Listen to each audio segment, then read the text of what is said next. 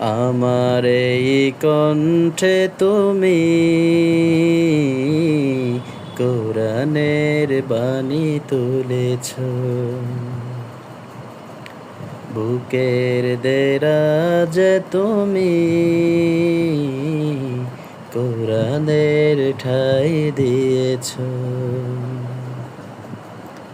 এত ভালোবাসো কেন মালিক আমায়, কি করে শুকর গজি করি আদায়। এত ভালোবাসো কেন মালিক আমায়, এত ভালোবাসো কেন মালিক আমায়। আমার এই কণ্ঠে তুমি কোরআনের বাণী তুলেছ,